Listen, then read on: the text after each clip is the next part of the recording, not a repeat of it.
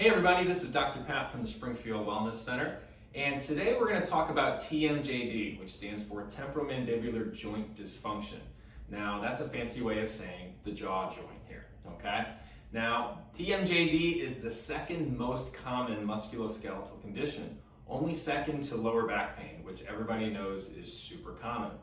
Now, here at the Wellness Center, we see lots of TMJD patients. It's something that we specialize in and have received advanced training for. And so we work with a lot of these patients, and so I wanted to give a little bit of insight into how we approach the TMJD patient and some of the evaluations that we perform, just to get a sense for what the problem is and start putting together the right recommendations for their care.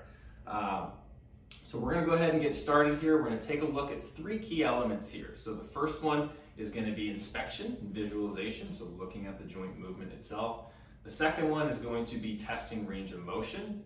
And the third one is going to be actually feeling and palpating the muscles around the TMJ. So we'll go ahead and get started with visualization. So with this, we always have the patient open and close a few times just so we can get a sense for how the joint is moving. So Dana, go ahead and open for me, and close, open, and close. Very good. So what I'm feeling for here is a couple things. First, if there's any lack of movement in one side relative to the other, to get an idea of where some of that restriction may be existing. The other thing I'm looking for is symmetry with the way the mouth opens and closes.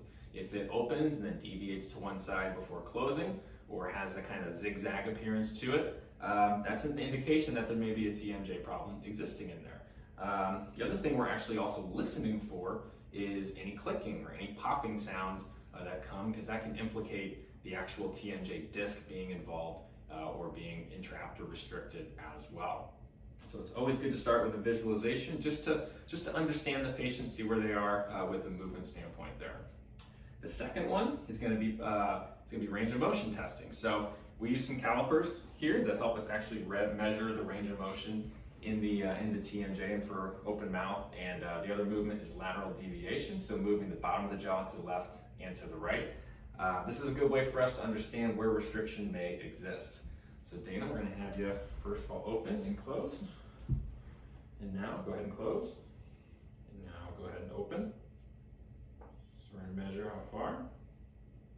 Very good. So with open mouth range of motion, we want to see 40 millimeters or greater. If it's anything below that, it can indicate that there's a restriction there. Now the second one is lateral deviation. So Dan, go ahead and show me your teeth and line up the middle. Very good. And I want you to deviate to the left. Excellent. And to the right. Very good. So a little bit of restriction going towards that right-hand side. With lateral deviation, we want to see about 10 millimeters to the left and 10 millimeters to the right.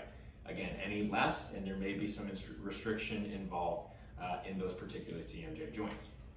Now the last thing that we're going to do is actually palpate the joints or the muscles themselves. The TMJ have lots of muscles involved, all really around the face area here. So we have to go to different locations to actually feel those muscles. And what we're looking for is any adhesions or any muscle knots or trigger points that could be painful, especially with movement like chewing, talking, laughing, those kinds of things. So we're going to go ahead and have her open and close, open and close. And now we're just going to feel around. So right now we're in the masseter muscle here in the cheek area. We can feel a couple areas of tightness in there. And we're also going to come down just underneath the jaw, the angle of the jaw here, to a muscle called the digastric muscles, which then dive deep inside the head here, and they go up into the TMJ from the inside. And so we're going to feel those muscles, can feel a little bit of restriction in those muscles there. Now we're also going to come up here to the temporalis muscle, which is on the side of the head. So people who have TMJ issues and also have headaches with that, this is a very common source and a very common location for that to occur. So we can feel some tightness in there.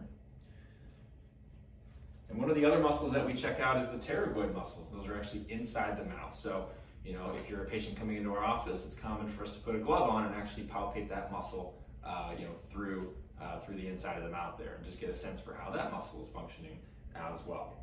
So there's three different evaluation things that we do in the office here, just to get a sense for how well the TMJ is functioning.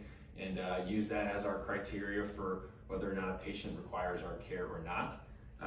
With TMJ, like many conditions, you really want to get a sense for, what kind of effect this problem has had on somebody's life. So if it's affected how they're able to eat or they can't eat certain foods, those are things that aren't great. And if people want to get back to doing those things, then it's worthwhile to get checked out by ourselves or by another healthcare professional and make sure that you can get this problem properly addressed. So I hope you found this video useful. If you did, please feel free to share it with your friends, and we'll see you on the next video.